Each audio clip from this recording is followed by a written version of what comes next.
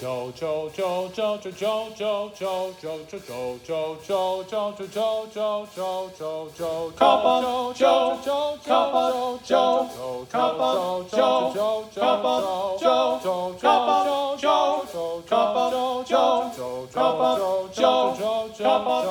your morning started and you don't know what's up. Give me your ear and a grab of your cup. It's the time of the week you've been waiting for. So tune on in and we'll give you some more. Cause there's only one show that makes you good to go. It's Cup of Joe.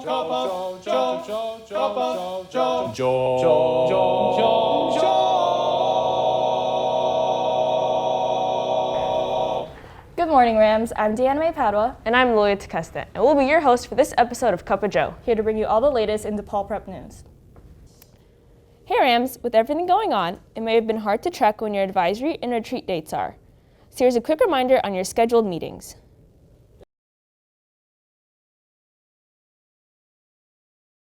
Hey seniors, hope you all turned in your senior quotes for the yearbook. We can't wait to see them. And don't forget that our first advisory session of the new semester will be held on February 23rd. See you then. Hi everyone, I'm Eli. And I'm Chris. And welcome to DePaul Prep Diners, Drive-Ins, and Dives. Today we're talking about Cafe Tola. One of my favorite after-school eats. Established in 2012, it is a family-run empanada restaurant. Today we will be having our colleagues review a multitude of different foods from Cafe Tola. Hope you're excited. Hello, I'm here with our first food reviewer, Ethan Gastet. Ethan, what was your favorite dish from Cafe Tola? Definitely the empanadas. What do you like so much about the empanadas?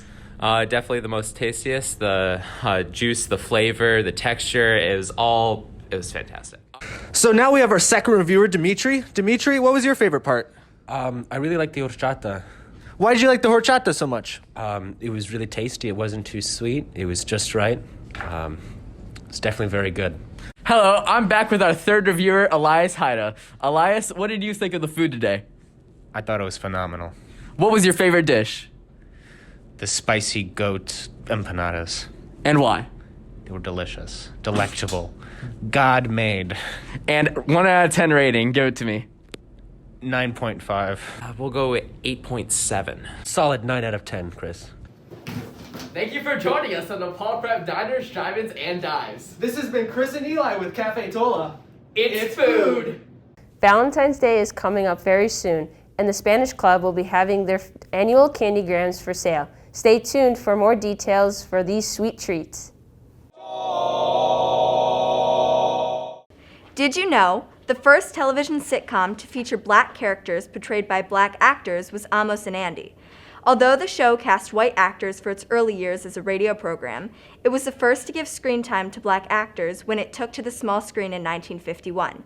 The show was eventually taken off the air after the NAACP lobbied against it due to the portrayal of negative stereotypes of black Americans. It wouldn't be until the 1970s when a sitcom featured black actors again, when multiple shows like Sanford & Son, Good Times, and The Jeffersons were created. Happy Lunar New Year! On February 1st, the 2-week celebration of Lunar New Year started, beginning the Year of the Tiger. In celebration of the event, students in Chinese and AAPI have been helping Mr. Corbett decorate room 112. Join in on the celebration after school on February 15th. 恭喜发财. Over to you, Mr. Corbett.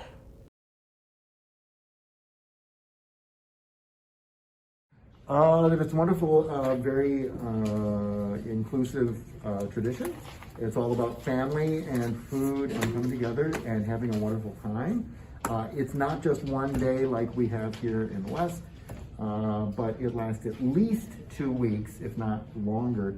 In total, it might be closer to a full month.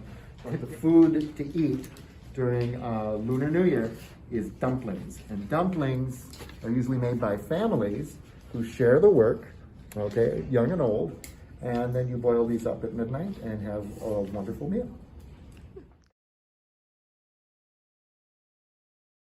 Well, we've got the Year of the Tiger, Hunian, and so on my board you can see I've got a store-bought tiger, which is nice. I mean, that's okay. Right. Then I've got my Fu character, which is turned upside down. In Chinese, there's lots of puns, and so lots of traditions that sort of relate to the puns. So dao means to arrive, and this is a fu character, which means good fortune. So fu dao means good fortune has arrived, okay? But dao also means to turn upside down, so that's why it's upside down. You'll also notice that there are two fish here, and one of the traditional greetings for Lunar New Year is Nian Nian You Yu, which means maybe you have a prosperous new year. But the word prosperous, yu, rhymes with the word for fish, yu, and so that's why you see fish on so many of these different things.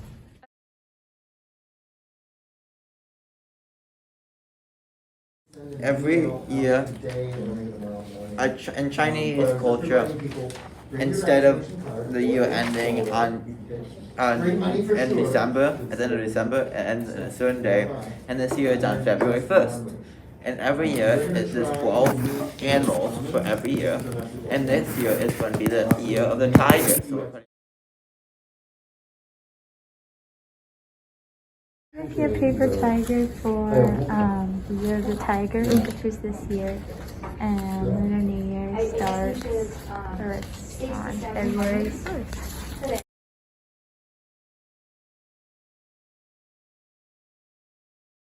In Vietnamese culture, instead of the year of the rabbit, there's going to be the year of the cat. And instead of the year of the ox in Chinese culture, it's going to be the year of the water buffalo. What washes up on tiny beaches?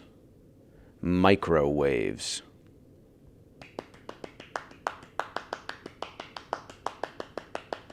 In classroom news, over the past 2 weeks, theology teachers Ms. Responte and Ms. Spiller decided to play fun games with their classes using bingo cards. All the game squares have to do with either self-care or self-improvement, such as learning how to say please and thank you in 2 new languages, or completing 5 service hours for a week, or even just getting a full night's sleep throughout the school week. There are small prizes for each square completed and bigger prizes, such as extra credit for accomplishing bingo. Good luck to all those who are participating. Winners will be announced next week. Boys bowling recently sent sophomore Matthew Orlow to the state finals in O'Fallon, Illinois, where he competed as an individual qualifier. I sat down with Matthew to hear about his experience. So Matthew, tell us what bowling at state was like. Bowling at state was great. I was able to bowl with some of the best bowlers in the state, and as only a sophomore, there was just a lot of people there, and I didn't do so well, but it was a good experience, and so I'm really looking forward to next year especially. Have we had bowlers go to state before? I think I'm actually the first one in the new name. So the last one was I think 2015, and that was when it was Gordon Tech. So it was really cool representing the school, and there wasn't a lot of people from Chicago there, just besides one other team. So it was fun representing DePaul? Yeah, it was pretty fun. Looking ahead, how will this experience help you in your next season? I think this experience will be really great for next season because although I didn't do too good this year, I think there was a lot of seniors and juniors there, and I'm only a sophomore. So I think next year when I have more experience, I'll actually have a better chance at winning and going further. Thank you, Matthew. Thank you. The JV girls basketball team has continued to shine this year, going 18-2 for the regular season. They are currently in the GCAC finals tomorrow. The JV girls received a second-place ranking overall in the playoffs. I spoke with Charlotte Collins and Biddy Martin about the season and the playoffs. Welcome, Charlotte and Biddy. What were the key factors for the JV team and to be able to have such a successful team? I think part of the reason we had such a successful season was because we had a really good bond with our whole team, and we were all really close, which played into playing on the court and having good teamwork. Yeah, and also we have a lot of energy on the bench, and we all support each other. And I think that we just work really well together on the court. We know how each other play, and also last season, last year, we also had a good season. So I think that contributes to this year with our confidence. What do you guys expect in the final tomorrow? Tomorrow, I'm expecting us to win and winning the final and beating Loyola. Yeah, I mean, we haven't played Loyola yet, so we don't know how they play. But I think we have it's gonna be a good game. If whether we win or lose, but I think we have a good chance of winning. Yeah, and we're really determined to win. So I think our energy and our hustle tomorrow will do us really good and help us win. How will this season help you next year and beyond as you move up and play varsity?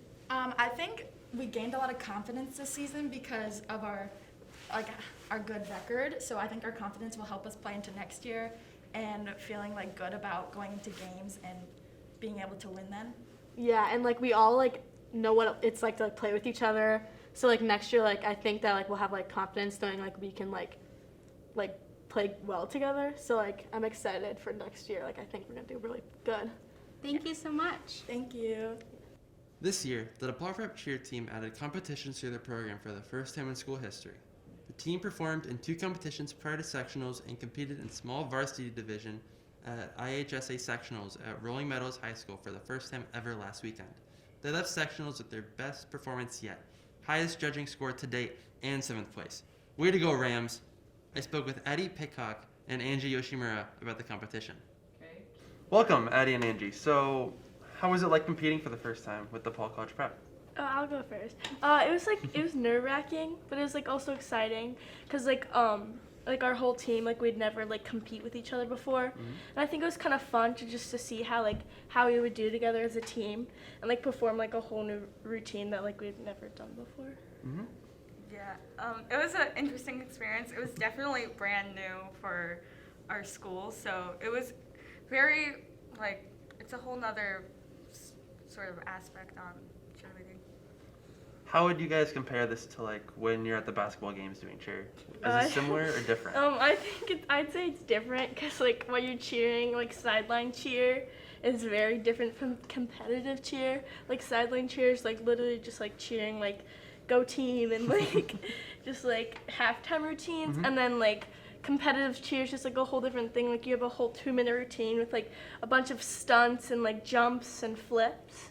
So I think it's like it's a lot harder in like the competitive aspect versus the sideline aspect. The competitive aspect is definitely more of like a toll on your body. You're not just like there cheering for someone else. You're doing it for yourself. And we actually have a space to like do really cool things. And Yeah, so obviously you guys are gonna like be doing more of this in the future. Like, what are you guys looking forward to when it comes to cheer, like with future things?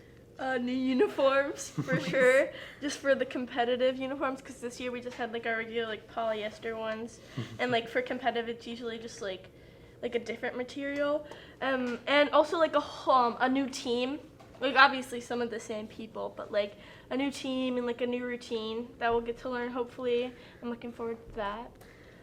I'm looking forward to maybe a new practice space, hopefully a bigger practice space, because this year we weren't able to do as much because of like restrictions, which we are grateful for to have all these new mats, and just learning new things.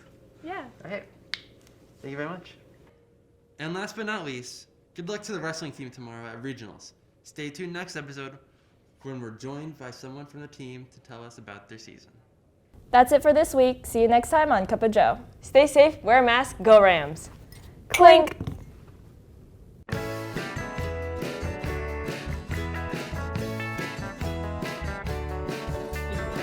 So close. Biology teachers, Miss Rappatain. Go back to the top, please. Okay, sorry. Okay, teachers, Miss Rappatain. Sorry. Yeah. Okay. Slow down. Got it. Miss Rappatain. It's literally sounded out too. It's literally sounded out too. Oh my god, I'm so sorry. I messed up. What? I got gum in my mouth, bro.